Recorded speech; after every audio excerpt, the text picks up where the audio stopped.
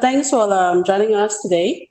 My name is Shih Teng. I'm the ETF Specialist from Lion Global Investor. Lion is actually part of the OCBC Group. We are the asset management arm, currently managing about 60 billion worth of client assets. We have about 150 staff with more than 40 investment professionals. So today we are going to talk about the Lion-Phillip SREIT ETF. And then after that, Bryan will join me for a fireside chat that talks about the impact of the COVID-19 on the Singapore REITs market, as well as his view on his outlook for the sector going forward. I would like to start by first explaining why Lion-Phillip SREIT ETF. There are actually 5 key benefits. Firstly, is actually low cost. Many global houses such as Vanguard and Morningstar have published a lot of research papers that demonstrate funds with lower costs tend to perform better than funds with higher costs in the long run.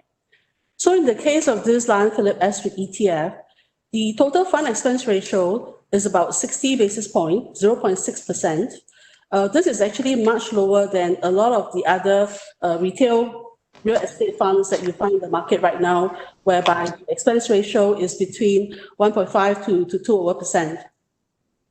And for an ETF, besides looking at the fund expense ratio, the other cost that we have to consider is also the bid-ask spread.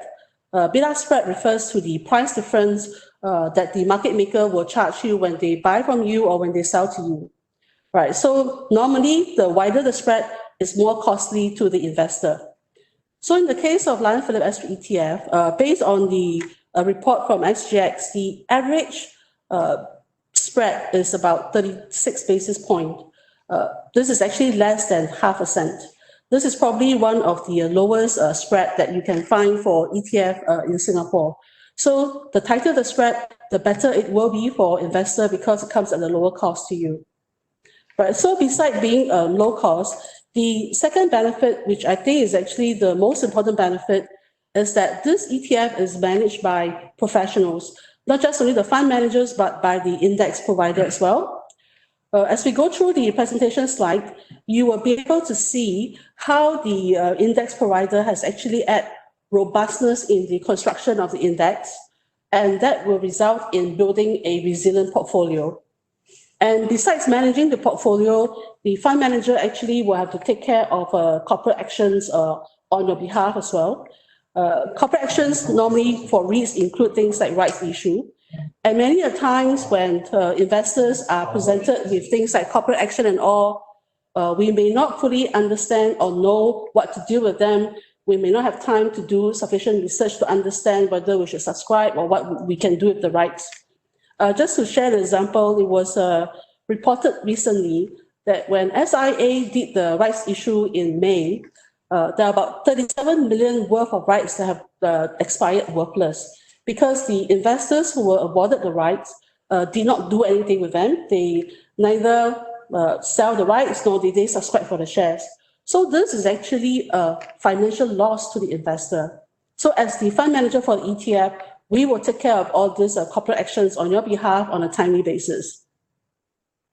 Okay, so besides being managed professionally, another benefit of the ETF, of course, is diversification. Darren mentioned very briefly just now about the benefit of diversification. That is the best tools to use, or one of the easiest tools to use in terms of mitigating investment risk. Okay, as later we will show you the constituents of this portfolio, you will see how this ETF is actually diversified across subsector as well as geographical regions. All right, and then, of course, we also have to consider the liquidity. REITs are effectively real estates. And for people who actually own physical real estates, you will appreciate that to complete a buy or sell transaction usually will take months. And at times like this, maybe it will drag on even longer. But if you hold the real estates indirectly through an ETF like the Lion-Phillip SREIT ETF, you can just trade it like a stock and you can just buy, sell instantaneously just through a call to your broker or click of a button. So this is one key advantage of the ETF is liquidity when investing in real estate indirectly. right? And then the last but not least benefit is really a sustainable income stream. This ETF will distribute 100% of its net income on a semi-annual basis. Right, so in a nutshell, Lion-Phillip S3 ETF is actually designed to provide you with a low-cost access to a portfolio of professionally managed high-quality REITs that offers a sustainable income stream. Okay, let me just explain a little bit about the key features of the ETF. Firstly, it's actually a full replication of the Morningstar Singapore REITs Yield Focus Index. A full replication simply means that if the index consists of 30 stocks or 30 REITs, then this ETF will also buy an entire the basket of 30 REITs. And they will also try to mirror the weights that is actually assigned in the index as closely in the portfolio as possible. So that's the meaning of a full replication. There are certain ETFs that do it on a sampling basis, whereby out of 30, maybe they only will buy 20 or 15 that they think is representative of the entire portfolio. All right, but in this case, this is a full replication. As of 31st May, there are 27 REITs in the ETF. Okay, but this 27 number may change each time when we rebalance the portfolio. The portfolio is rebalanced semi-annually in June and in December. And we have actually just completed our rebalancing for June just early this week. So now instead of 27, we actually have 28 REITs in the portfolio. In June, we added one new one, which is the Homegrown European REIT. Okay, and to ensure proper diversification within the ETF, each REIT is actually capped at a maximum of 10%. This will ensure there's no over-concentration in one or two particular REITs. And the ETF actually will make a semi-annual distribution. This will be announced in January and July. Okay, now we talk about the index and the construction of the index. For ETF, index construction is actually very important, right? Because as you can appreciate, ETF basically effectively passively track the performance of the index. So if the index is actually not well constructed, then the end result, the portfolio of the ETF, may not be of high quality. So in the case of this Lion-Phillip S3 ETF, we are quite pleased that we are able to partner with Morningstar. Morningstar is one of the largest index provider globally, and they are especially in the space of strategic or smart beta basis. So this index that we have used is actually one of their smart beta index. How Morningstar actually look at the Singapore REITs universe and to screen out the appropriate REITs to be part of the index is using three factors, right? So it's quality, financial health, and dividend yield. And normally for quality, what they are looking for is things like, does this REIT actually come with a competitive advantage against its competitors or its peers? So for example, like if you look at a retail mall, someone like a Capital Mall Trust, they may be rated quite highly in terms of a competitive advantage because their malls are all strategically located in suburban near to MRT, whereby there are a lot of heavy foot traffic. So this actually will be assigned a higher score compared to a mall that's far away from MRT station, that has a poor tenant mix, etc. Right. So besides the competitive advantage, they may also look at the strength of the sponsors. If there are very strong sponsors that actually are able to map up acquisitions and merger pipelines and all, then again, they may actually get a higher score because of that. So besides the quality of the REITs, they will also consider financial health. So financial health refers to things like leverage. As we know, MAS actually recently increased the leverage ratio from 45 to 50%. But as of now, most of the REITs, the leverage will still probably be below 40%. So I think a lot of all this, what is the ratio, what is the interest coverage, how do they manage their interest risk, how do they actually look at the recycling their capital, all these things will consider part of the financial health. And then of course, the last factor that they look at is actually the dividend yield that's been paid out by the REITs. they just not only consider the absolute amount of REITs that the dividend has been paid out, but they probably will also consider the growth potential, the sustainability of the dividend. So by combining those three factors together, you will have a portfolio that is balanced, whereby it's high quality, and yet they will provide a sustainable dividend stream. Okay, so each of these factors are weighted equally. And this is actually important because if we tilt too much to one factor, then it will be skewed. There are many ETFs out there that are focused on, let's say, just on yield, and they may put a lot of weight in it. As we can understand, sometimes when REITs or companies have very high dividend yield, they're probably for the wrong reasons, right? It's because maybe their bad publicity, the prices have actually come down way too much. So I think when we look at the dividend yield, we cannot just look at the absolute number. We also need to understand the reason behind why yield is high or why yield is low, right? And so after they have actually scored all the REITs based on these three factors, they will then rank it. And those are actually the top 30 that will be probably selected and included inside the index. Those that score the highest will be assigned a higher weight, capped at 10%. But to ensure the tradability of this index, Morningstar also need to adjust for liquidity of the underlying REITs. As we all know, not all the REITs are liquid. And so just giving an example, if let's say a Capital Mall Trust and the Parkway Life are both assigned the total equal score of, let's say, 50, all right, and Capital Mall is assigned a maximum weight of 10%, but because Parkway Life is a lot less liquid than Capital Mall Trust, so when they actually weight it, they probably will reduce the weight to, let's say, about 4 or 5%.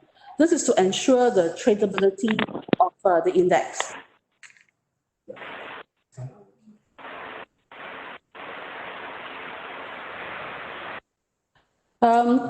Next, actually, I would like to share with you the constituents of the portfolio. One of the best things about ETFs is that it's very transparent, right? You know very clearly what is it that you're really buying into. Every day we will publish on our website the constituents and the weights of whatever that's in the ETF. So you can just go in and take a look. So as of now, this is the constituent as of 31st May.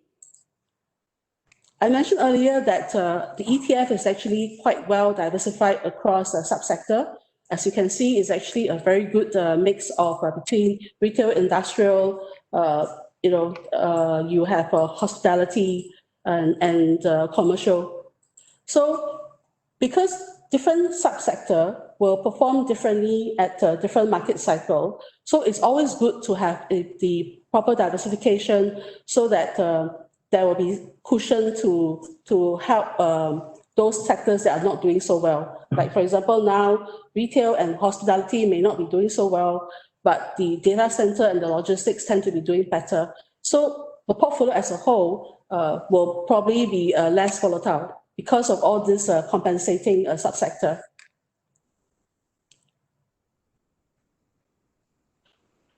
Okay, the other thing maybe I want to highlight on this slide is really the dividend yield is roughly about 5%.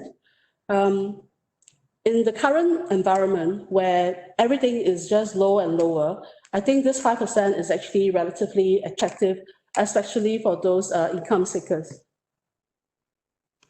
Okay, this is the total return performance slide.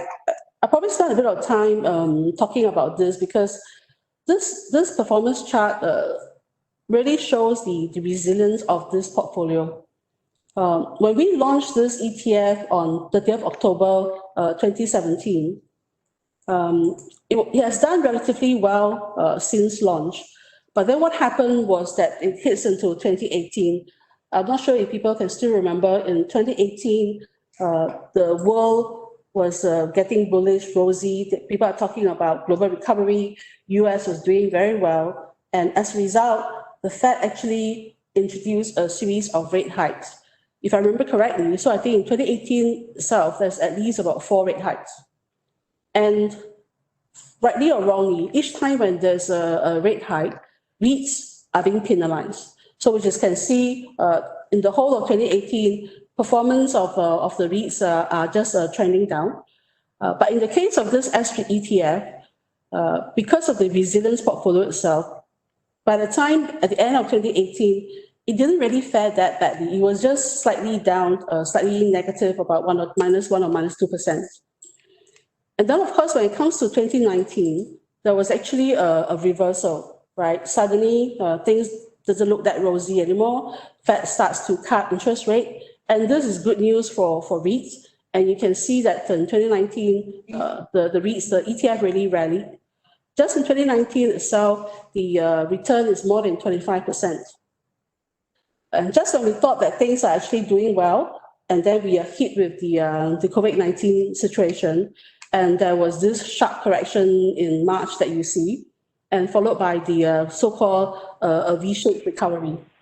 Okay, I will discuss this further with Bryan at our fireside chat later, that he will add more color as to why is that really such a case, right?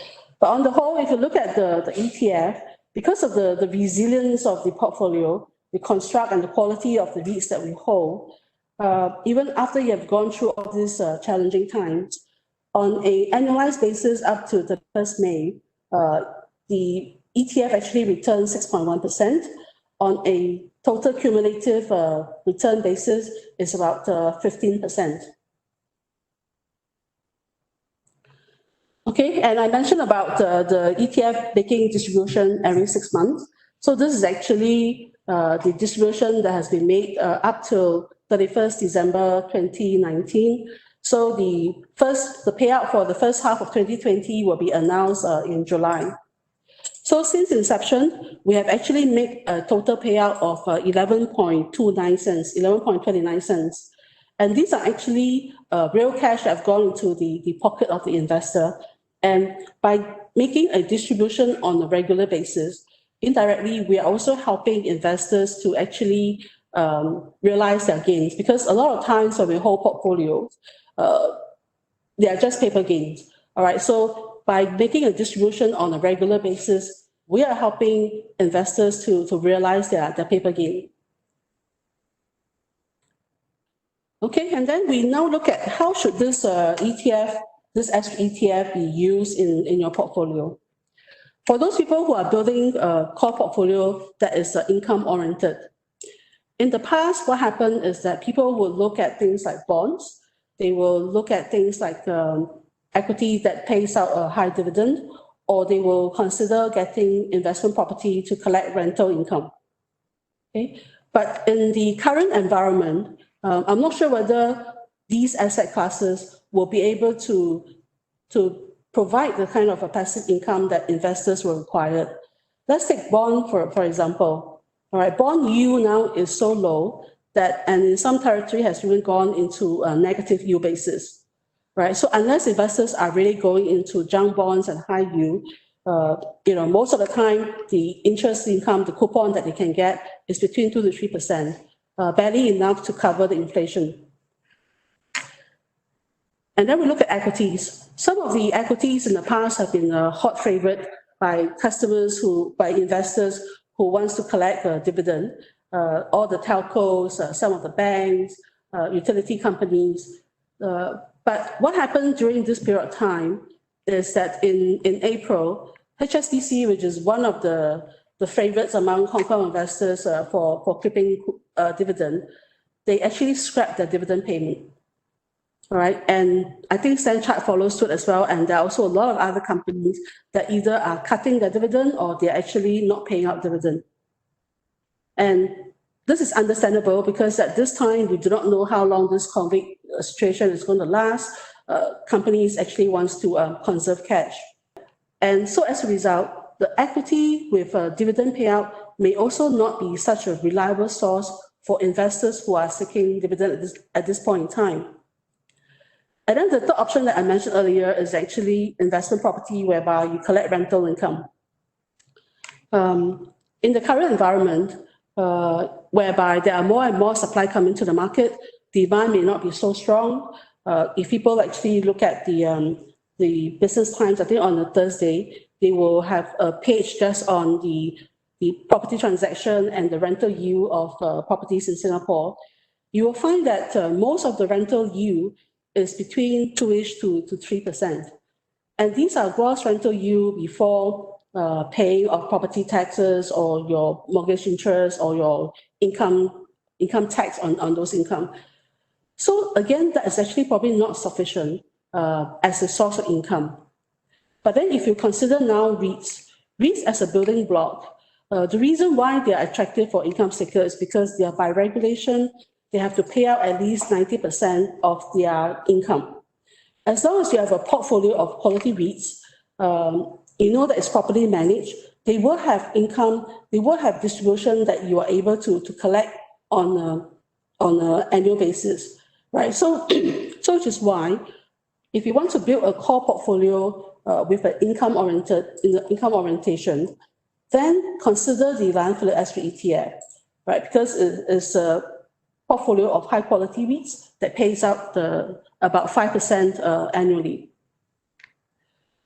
And the second group of people who actually may want to consider the Lion-Phillip SREIT ETF are people who really want to own a portfolio but don't really know how to pick and choose or don't have the time to do the investment.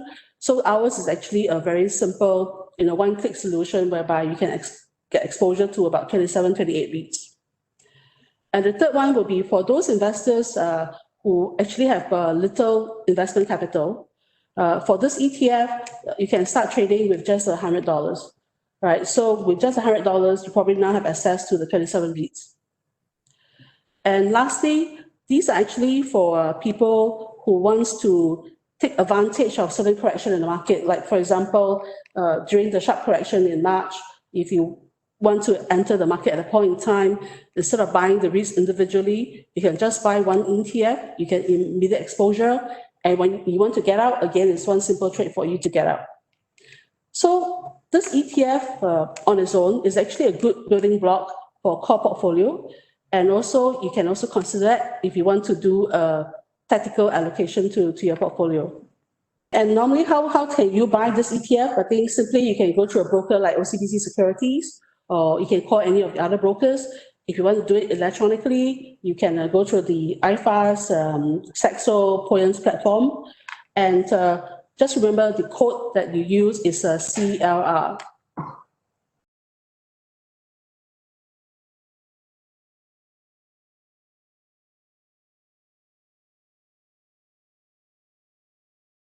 Okay, so effectively, this Lion-Phillip SREIT ETF, we have actually applied for a tax exemption from the tax authority. So there's no withholding tax whatsoever. Whatever income that we receive from the underlying REITs will be passed on in total as part of our distribution back to the investor. So the tax will only be in the hands of the investor. So depending on whether you are an individual or an institution, so your tax could be different. But if you're an individual, then there is no tax throughout, even in your hands after we pay out the distribution to you.